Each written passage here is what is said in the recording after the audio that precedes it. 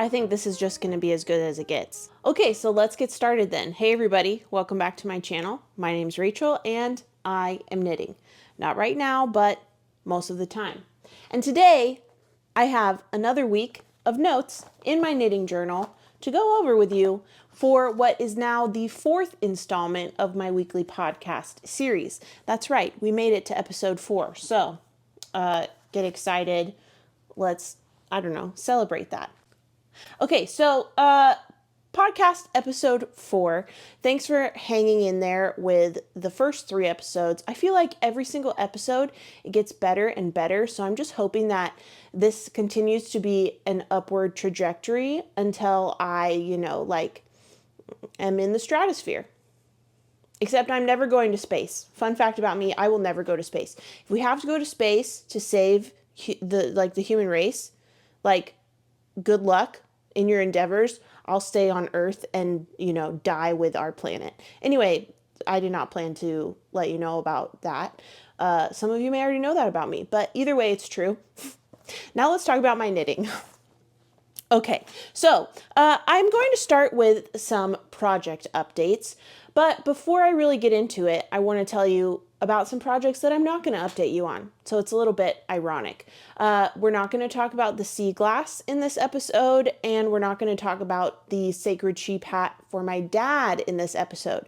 Both are ongoing projects that I have, and they're not the only ongoing projects that I have. I haven't even told you about all my ongoing projects in this podcast format, but I have mentioned the sea glass and I have mentioned the sacred sheep hat for my dad, neither of which I worked on this past week. So we're not going to talk about them except for the talking about them that I've already done. Okay, so that concludes the update on the sea glass sweater and the sacred sheep hat for my dad. Now let's move on to updates on projects that I actually did work on this week, starting with the Lumme. This is a project that I've been working on for about a month at this point, maybe a little over a month. I'm not sure. Time confuses me. No, over a month, yes, because I cast this on at the end of January and it's now March, so I worked on it throughout the entirety of February. And the update is, last night I cast off the body. Very exciting stuff.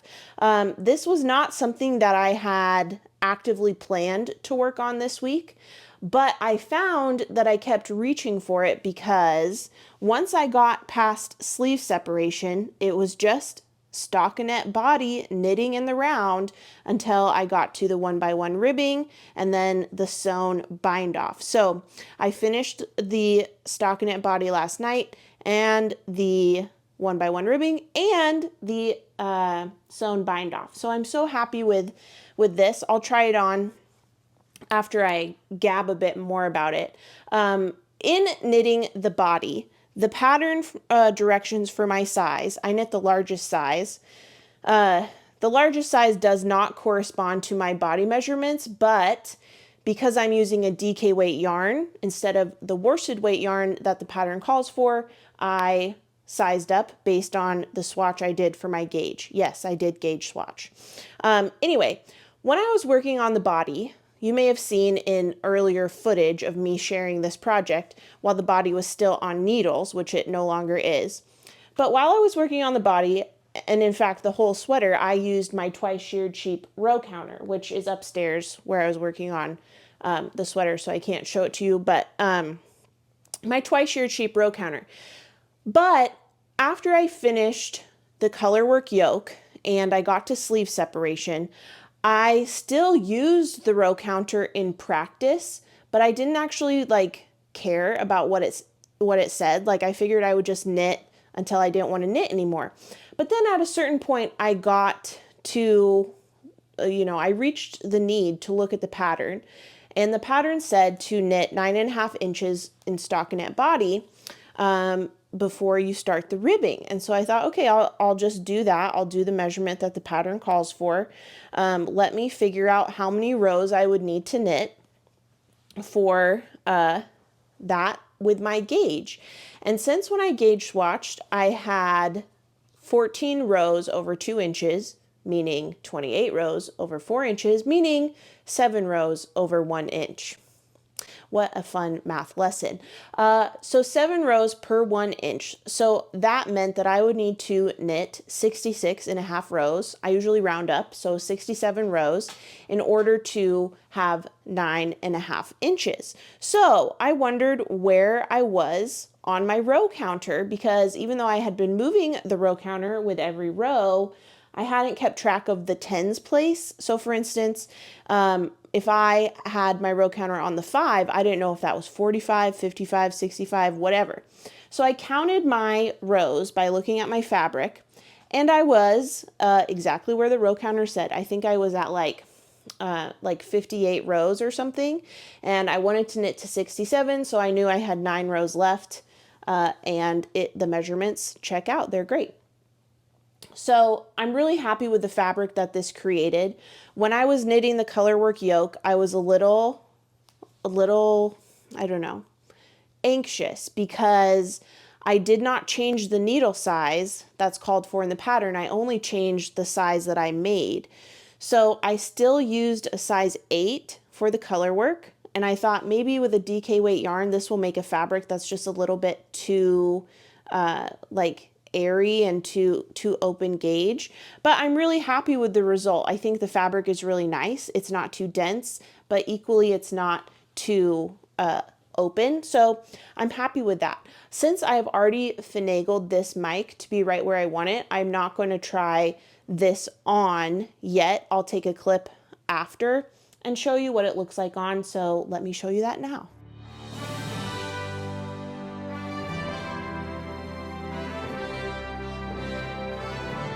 Okay, so as we can all agree, this looks great.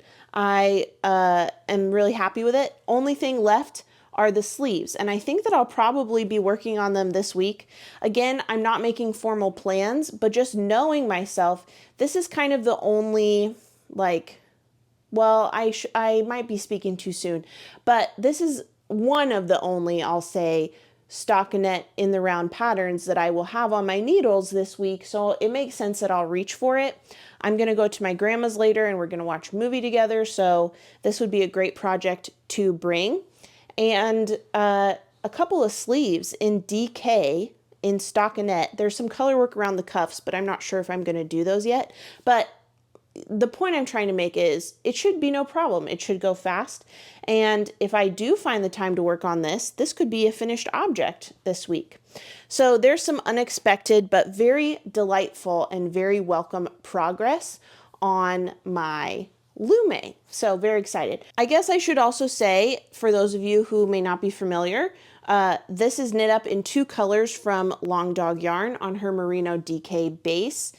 These are both colors from the Princess Bride collection. The main color is Never Go Against a Sicilian When Death is on the Line, and the contrast color is This a Kissing Book? And they go together really, really nicely, really, really well. So thank you to Brandy for sending me this to help market the Princess Bride collection. I've really enjoyed working with this yarn, and I've really enjoyed this project. All right, let's next move on to talking about my Colette Pullover. I've talked about this the last episode, maybe 2 episodes, and I have some more updates for you. The nature of this project is that it's getting tangled very easily, which makes it kind of frustrating to put down. So I haven't put it down too much, to be honest with you. I've worked on it pretty consistently. But this is my Colette Pullover, which is also a pattern by Sari Nordland, who is the designer behind that Lumme I just showed you. But this is a beautiful cabled pullover, and I'm knitting it up in yarn from the Bridgerton Collection. Selena of Through the Wardrobe Yarn Co. sent this to me. Let's see if I can get this on without disturbing the mic. Only time will tell if that worked. But Selena of Through the Wardrobe Yarn Co. sent me a sweater quantity of this colorway. It's called I Burn For You. And I'm using 1 strand of her Romantasy sock, which is a fingering weight base, and 1 strand of her Magical Mohair, which is a mohair base. And I'm knitting up the Colette. The fabric that it's making is just stunning. I have my cable needle just tucked in there for when I need it. But I've gotten through, I've knit the back panel. I picked up and knit both the front left. I had to remember which one was which. The front left, the front right. It might be flipped for you, so you might think I don't know the difference between left and right. And guess what? Most of the time I don't.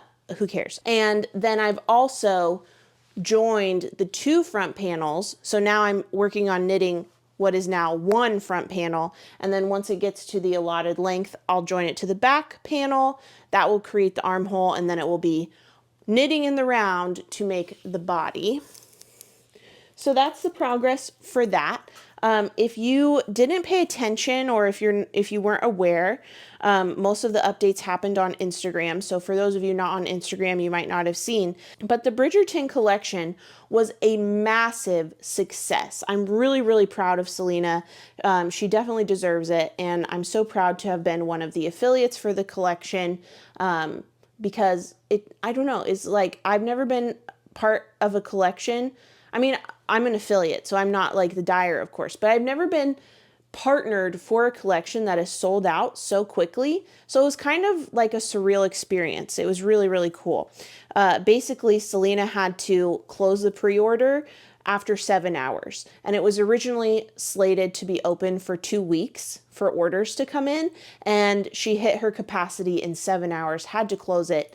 The next morning, she opened up her website for another round of orders with an extended turnaround, and that sold out in, I think, a few hours. Like, I didn't even get the chance to get an order in. So if you're in the same boat, you know, solidarity. There's no shortage of beautiful yarn. There is always going to be beautiful yarn in the world. So try to remember that, even when we're disappointed that we miss out on something. And plus, as I told myself, when a collection does really well, that only like ups the odds that those colorways will come back. Because if a dyer sees that something's done well, why would they not bring it back? Of course, take that with a grain of salt, because like I said, I'm not a dyer, I'm not a business owner. You know, they are the captains of their own ships. But I mean, it makes sense, right? So if you missed out on Bridgerton, don't be sad. I'm sure it's not going to go away forever. It might be a while before you can order it again. Sometimes dyers like recycle collections or reintroduce collections on a yearly or semi-yearly basis, or bi-yearly, or whatever the prefix you want to add to it to say. Every so often, collections might come back. So don't lose hope, don't lose heart. But anyway, look at the progress on my Colette.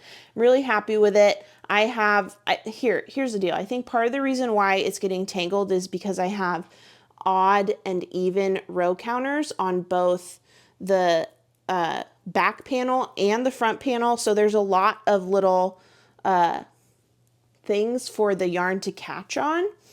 But I just have to be really careful when I pick it back up to take a few minutes to untangle the yarn and make sure that it's in the direction I want it to go and not, you know, catching on anything, especially because it's mohair. Mohair is not really fun to untangle if it gets past a certain point. So trying to be really careful with that. Honestly, if I was really trying to be careful though, I would do something a little bit more thoughtful than just set this down and, you know, plop it down and then come back to it. But that's just, you know, it's how we've been operating. So honestly, old habits die hard. I don't know if I will change. But that's the update on my Colette. So both projects that I'm working on, designed by Sari Nordland, are, you know, making great progress on. So I'm happy with that. The next, where is it? The next project I want to update you on is, here it is my Daft Days cardigan. And you're going to think that I'm a liar or delusional or both. I don't know. But I did some work on my Daft Days and then it was all wrong. So I frogged it. So I'm going to show it to you and it's going to look the same as the last time I showed it to you.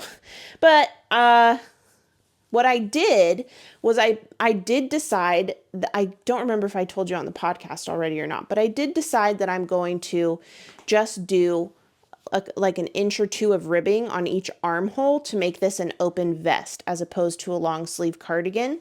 So this week I picked up the stitches for one armhole. I picked up, I think, 2 out of every 3, rows or spaces that I could pick up. And I knit like an inch and a half of ribbing, bound off, tried it on. I really should have taken a picture, but hindsight is 2020. But I picked up too many stitches. It was not cinching up the way that I wanted it to for the armhole of a vest look that I was going for. And it was kind of like rippling a little bit just because I had picked up too many stitches. So I was kind of disappointed in myself for that. And I ripped out the ribbing that I had done, and I left this project to be worked on for another day.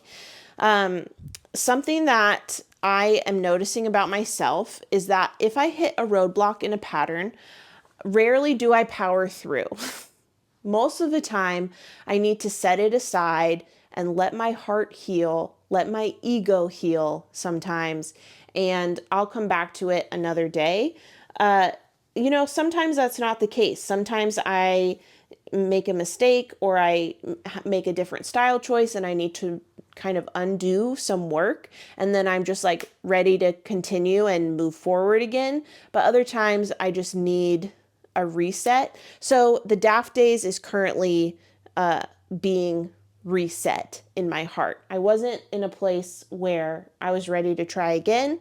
So I put it back in its project bag, and it will live to be finished another day. So that is kind of an update and kind of not, because really it doesn't look any different. There's nothing to show you that's new, but I did do something on this week. Now, jumping off of the Daft days, because I did make the decision not to turn it into a long sleeve cardigan, I knew that I did not need to hold on to the minis in the Hobbit Advent to use for the sleeves. I could use them for something else. And so I made this week or last week. It's a chicken.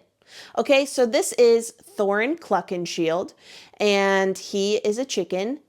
He's a chicken. Please don't comment that like that's a hen and hens are females and roosters are males, and if it's Thorin Cluckinshield, I should call it a rooster. I don't care. This is like made of string.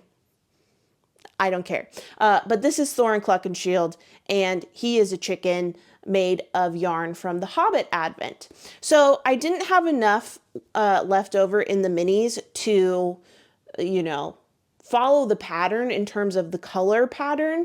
I just kind of picked a color I liked and that I knew was in the Hobbit pre-order, and then I just used it until I couldn't. So I started here. This is Mirkwood's Enchanted River. Then we've got Lake Town, Meeting the Dragon, the Great Goblin. This is Erebor's Front Gate. Down here we have more Meeting the Dragon. And what's this one? Oh, this one is The Company Rests at Rivendell. And then what is this called? The Gobbler and the Mohawk Gobbler. Those are made with Riddles in the Dark, as is this little bottom patch of the bottom, the underside.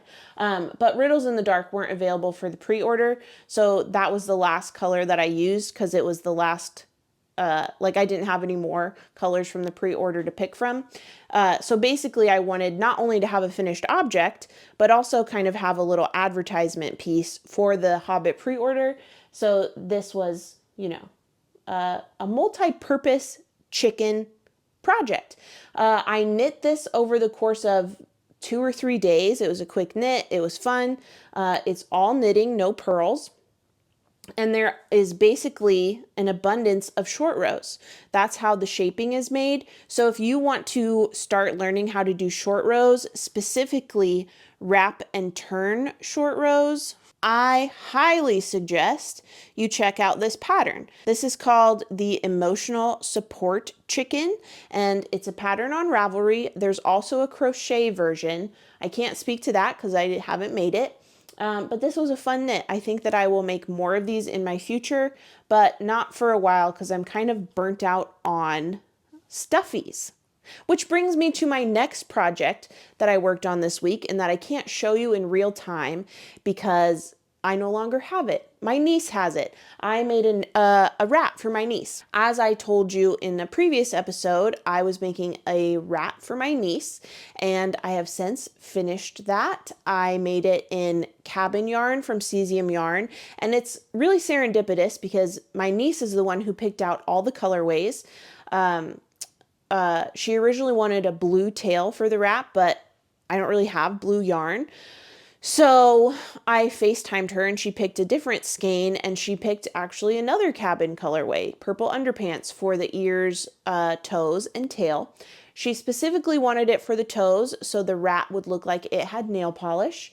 She also requested sharp teeth on the wrap, which I had to respectfully decline because if nothing else, I fear, being responsible for the harm to others. So no sharp teeth on my niece's rat, only painted nails and just a sweet little cabin vibe. So the rat is complete and it is in my niece's possession.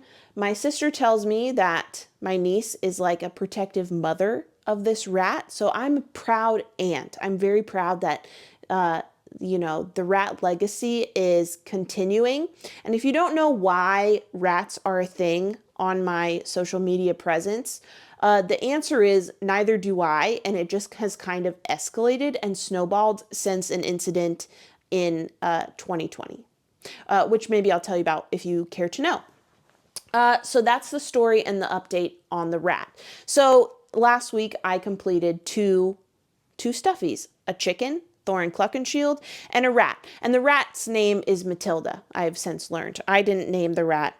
The rat got its name when it, arrived in its forever home. So congratulations to Matilda for being well loved and, I must say, well made as well. All right, let's go ahead and do the next project update. And I have to say, you're going to be really proud of me, okay? For a couple of reasons, I think.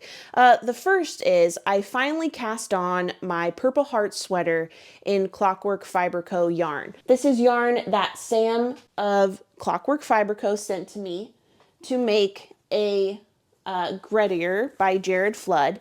And there's those colorways, the one I dropped, and then a few more on the shelf. Basically, a nice little assortment of purples, pinks, etc. The main color that I'm using is called Grape Jelly, and the base that Sam sent me is called Analog Worsted, which is 100% untreated American wool, a blend of merino and rambouillet. Is that how you say it? Of those kind of sheep. It's a worsted weight 3-ply, 227 yards per 100 grams. And I cast it on a few days ago. And I decided that I was going to wet block the sleeve and use the sleeve as my swatch because I didn't swatch before I cast on. I just kind of made an educated guess based on a different worsted weight sweater I've made and the stitch count of that and what size it corresponded to for the stitch count of the Gretier. But anyway, as I was starting to knit the sleeve more, the stockinette portion, I wasn't quite convinced that I liked the rate of increases because the sleeves are already quite large. I have an old version of the Gretier because when I originally bought it, I didn't really understand how to use Ravelry, so it's not in my Ravelry library. So therefore, it hasn't gotten automatic updates throughout the years. So in the version that I have, the PDF version, I'm knitting the size to correspond to a 54-inch bust, which is the largest size in that pattern the version that I have, and it's actually the men's version, the largest men's version in the pattern is what I cast on for. Since I purchased the pattern, I think it's been updated to be more size inclusive, because on the Ravelry page, it has sizes listed that far exceed what's in the PDF pattern I have. But I don't want to pay.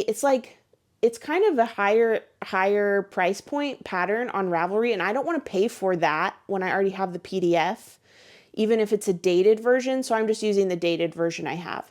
But all that to say, I don't like this rate of increases. It's just astronomical. I don't like it. I really like how the ribbed cuff fits. That's fine with me, but I don't love the rate of increases. So I was faced with a choice, and what I chose to do was wet block this and then measure my gauge and then proceed accordingly. Because if I knew that I didn't like the rate of increases and I would have to frog all this work anyway, I might as well use it to collect data and to learn what my gauge is. So when I redo the sleeve and I redo the rate of increases, I am sure that it is what I want. And I am also sure that I'm making the size that I want for my body measurements and the amount of ease I want.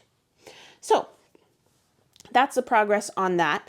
I was talking to Sam about this yarn because this is my first time working with this base, and I have to say I'm very impressed. I did a few spit splices. They worked great. Can't even really tell where they are. Amazing. And it's like a very sturdy yarn to work with, but also still very soft. So I really, really like that. These purple skeins that I have are the same blend, but on a bit of a lighter base. It's like a DK or light worsted, whereas this is heavier. So I'm excited that I have a good amount of this yarn in my stash, because so far I'm really liking the feel of working it up. I haven't measured this yet, but it has been wet blocked. It is dry. And I'm excited to have another one of these Gretters in my closet, because the blue one that I have, I wear quite often.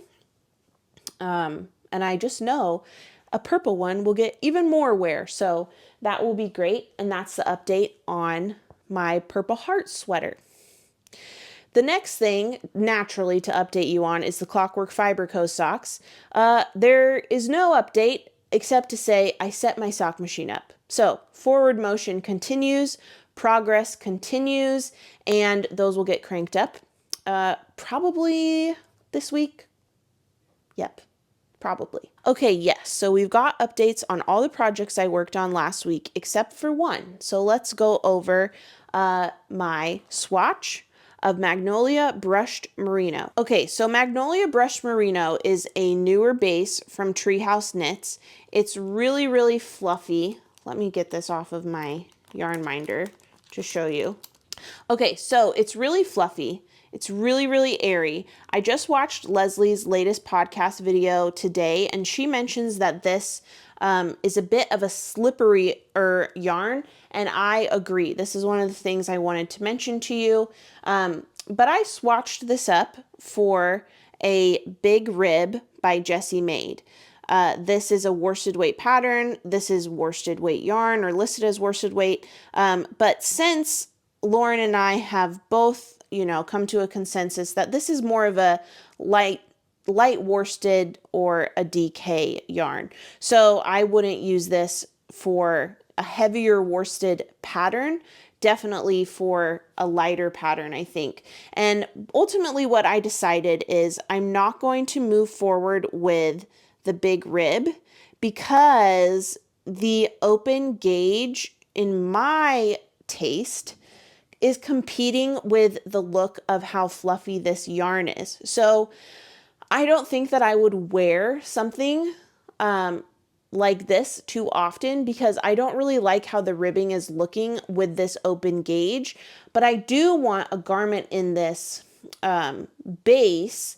I'm thinking maybe something like the Cozy Classic Raglan, or something that's written for DK weight yarn, just so I can have a tighter gauge and there won't be a competition between gauge and fluff, if that makes sense.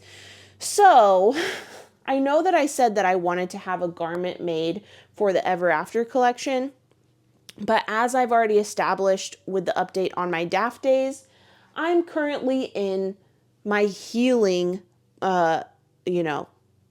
period of time. Okay, I'm in mourning right now because I caked this up, I cast it on, I swatched, and I was so excited, and it just wasn't what I was hoping for, simply because of the pattern I chose. The yarn is so soft. It's really, really nice to work with. It's like, okay, this is what I was telling Lauren. It feels like working with like dusty cobwebs. Okay, you're gonna think that's a negative thing, Rachel. Just stay with me. Okay, so in Snow White or in old-timey houses or in old-timey movies, there's these cobwebs up in the corners of the rooms, and they're dusty, so they look kind of like lace, tiny little lace blankets or kerchiefs, like blowing in the wind. And you just think like, man, if I could just grab that, it would be so soft. Just like eliminate the disgusting connotation of it actually being a dusty cobweb and think of like the wispy softness that I'm trying to, like conjure up in your mind. That's what Magnolia Brush Merino is. Please don't say, oh my gosh, Rachel's Knitting said Magnolia Brush Merino is like a dusty cobweb. Yes, I said that, but I mean it as a compliment. This is like the most delicate, soft, light, and airy yarn to work with. Also in her podcast, Leslie Knit California mentioned that she recommends bamboo or wooden needles, and I want to echo that. Because it's so soft and so wispy and so delicate, it is a little slippery. So I swatched this on metal needles, and I think moving forward, when I work with this, I'll probably opt for my bamboo set. But all that to say, I'm not going to have a garment made out of this in time for the Ever After collection, which goes live on Sunday, March 10th. There's just not enough time. If this had gone to plan and I could have just kept knitting on it, maybe I could have had it done, but it's just not going to happen, and I'm releasing myself of that expectation, that self-imposed expectation, of course. So, nothing is lost here, but it's a really nice base. It's really, really soft. I hope that you'll try it one day, if not now, someday, because it's a really lovely base. But just keep that in mind. Maybe find a DK weight pattern for it. And if you like the look of open gauge with the fluff, go for it. It's just not my personal preference. And also consider using an alternative to metal needles when working with it, just because it is kind of slick due to its beautiful, juicy softness. Okay, so that's all of the updates on the projects that I've been working on. Some things are unexpected. For instance, how could you have known that I was going to make a chicken this week? You couldn't have, because I didn't even know until I was making it. So, surprises around every corner. Yeah, so that's it for project updates. Now I'm going to go ahead and move into acquisitions. All of the things that I received this week, either from brands that I'm partnering with or yarn that I ordered in pre-orders of pre-orders past. So let's just go ahead and get into acquisitions. The first item that I received is a sweater quantity from Knit Co Toronto. I'm partnering with them in the Azucena knit along. This is a pattern that Claudia Quintanilla recently designed, and there's a knit along starting March 8th, so that's this Friday. And they sent me yarn. I'm going to pull it up. Hopefully it doesn't crinkle too much. They sent me this yarn to make the pattern. It's a colorwork pattern where you hold one strand of fingering with one strand of lace. And I actually have a 50% off code for the pattern. I don't remember it off the top of my head, so I'll put it down here on the screen and also in the video description box. So if you want to knit this pattern either as part of the make along or later on, you can get it for 50% off. Okay, so I put the crinkly bag down, and I'm just going to show you what I'm using for my main color. So this is Japard Wild and Soft, which is 40% wild tussa silk and 60% merino wool. It's a fingering weight base. And then I also have Japard, I hope I'm saying that correctly, Japard Kid Seda, 70% Super Kid Mohair, 30% Shap Silk. So that's what I'm using for my main color. I'll put the colorway names in the video description. And then for the contrast color, I'm using the same bases, but in this lighter kind of like dusty purplish pink combination. And I think that they're going to look really well together. Are we sensing a pattern? Yes, I think so. Listen, once you find something you like, you need to just dive in. And that's what I'm doing with purple. Specifically, purple colorwork sweaters. I'm going to have one for every day of the week soon.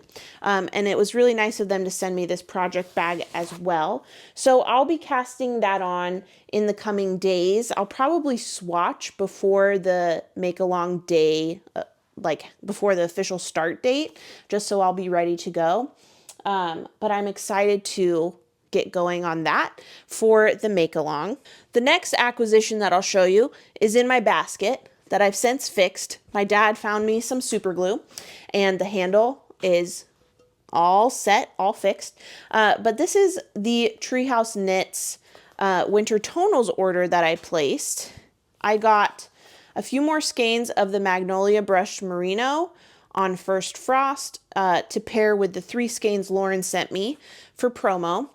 I also got a skein of Bat-Free Layer on Magnolia Brushed Merino because either I'm going to make a hat, or I got 2 skeins of that. Either I'm going to make a hat with these, a colorwork hat, or I'm going to make whatever garment I do with the First Frost Magnolia Brushed Merino and do stripes, because these 2 colors, I think we can all agree, will look great together in a sweater. So I got that. I also got 2 skeins of Treehouse Knits Bat-Free Layer on Truffle Cashmere to add to my Instant Crush palette options, and 2 skeins, I don't know where the other one went, but 2 skeins of Truffle Cashmere on First Frost, also for my Instant Crush palette. I posted a photo slide deck, a carousel on Instagram a few days ago asking for input on which color combo to use for my Instant Crush. So if you're interested in weighing in, if you have any strong opinions, you can head over to Instagram and leave a comment with the number of photo slide that corresponds to the color combo you like best, because I'm kind of at a loss for picking color combos. So you can head over to Instagram to help me out with that. And that brings us to my last acquisition, which is a big old box. All right, so in this box are a lot of skeins that Jess of Skein and the Stitch has been holding for me to combine my orders ever since the Court of Ashen Starlight pre-order, which I think was in November? No, it couldn't have been November. No. Whenever that was, I'll fact check myself and put it on the screen. But during the Court of Ashen Starlight pre-order, I got a sweater quantity of Lighted Up, which is a colorway inspired by Bryce in the Sarah J. Maas universe. I don't know who that is, but I like the color. So I got this sweater quantity of Surrey Silk DK. So you might have caught why I'm so intrigued. This is a DK weight Surrey. I have only ever worked with lace weight Surrey, so I'm excited to give this a try. Originally, I was thinking I would make a cumulus blouse with this sweater quantity, but I am not sure that is what I would like to move forward with doing. So if you have pattern suggestions for DK weight Surrey, I would love your feedback. You can let me know in the comments. Oh my gosh. So when I initially opened this box, I thought this must be a gift skein. Like I don't think I ordered this. Jess must have just thrown it in. But now that I'm looking at it and talking about it, I remember that DJ picked these out for socks. So I'll crank these into socks for DJ. So I've got my sweater quantity, socks for DJ, and then I also have 2 mystery packs from, I think it was around Black Friday that just had mystery pack sales. So this one has like some gray purples and a brown. And then this one, we've got some gray and blue-green as well. So for those mystery packs, I don't really know what I'm going to make with them. So if you have pattern ideas, let me know. One of the mystery packs definitely speaks to me more than the other. So I might offload the second one either by destashing it or giving it as a gift to one of my family members who knit. I'm just not sure yet. But if you have pattern ideas, I'm always excited to read them. So you can leave them in the comments for me. But that's all my acquisitions. Obviously, there's already a plan for the sweater quantity that Unit Co. Toronto sent me. I have some like tentative plans for my Treehouse knits yarn, but I really am at a loss for the Skein and the stitch yarn because my original plan I'm pivoting from. So again, if you have a DK weight pattern for DK weight Surrey, I would love to know what you think would be a good fit for that sweater quantity and equally for the mystery packs. Like, what do you like to do with the single skein that doesn't necessarily go with another skein, or like even if it does, you want to use it on its own? What's your go-to pattern for a single skein? I'd love to know. Hi, this might seem a little disjointed. It's because I'm coming back after I finished filming, because I remembered that also in this Skein and the Stitch box, I got this edition of Pom Pom Mag. Jess has some Pom Pom Mag editions stocked in her shop. I'm not sure what the selection is right now, but you can feel free to go take a look. This is issue number 42, and I got it because I want to make the Winnow sweater in this edition, which I'll tell you about more in the coming episodes. Okay, back to, the actual podcast filming that I did already. Sorry to interrupt. Bye. Okay, I've gone over project updates. I've shown my acquisitions to you, so that only leaves announcements. The first announcement is the Irish Knitting Tour is filling up. It's filling up, my friends. I know that I plugged it the last few episodes, but I'm just going to plug it again in case you're on the fence. We have 4 spots for knitters left, but more room for non-knitters. But if you're a knitter who is wanting to go to Ireland and experience this with us, make sure you sign up and you pay your deposit, because once the spaces are full, they are full. So I really encourage you to click the link in the video description if you're interested and you have been, kind of waffling on whether or not to go. The opportunity is going to close soon once those spots fill up. So make sure that you act on that desire if you have it. And I'm also happy to answer any questions that you have. Just leave me a comment and I'll help you however I can. I don't know everything, but I know a lot of things, and I'm happy to answer your questions. The second announcement is on March 10th. That's this Sunday. The Treehouse Knits Ever After collection is going live for pre-order. It's really disconcerting to me to know that March 10th is a few days away. Like, how is it March? How is it almost mid-March? I don't know, but it is. So you can shop the Ever After collection. I have an affiliate link. It's in the video description box. It's also on my Instagram bio if you follow me over there. Thank you, as always, for supporting me when you shop through my links. It really helps me out and means a lot to me and supports me growing this channel. And the last announcement is I have 2K subscribers on YouTube. You guys, thanks for watching me. That's so nice of you. Yeah, so there's like 2,000 of you here who are snooping around on me. So thanks for being here. I'm having a lot of fun chatting with you, and it's just awesome. So thanks for being here and making it possible. I really appreciate you, and I hope that you'll stick around. All right, that's it. That's all I have. So I hope you liked this video. If you did, you can give it a thumbs up. Subscribe to my channel if you don't already, and hit that notification bell to be notified of my next upload. Last but not least, head over to Instagram and follow me at Rachel is Knitting if you don't already. All right, thanks for watching. Bye.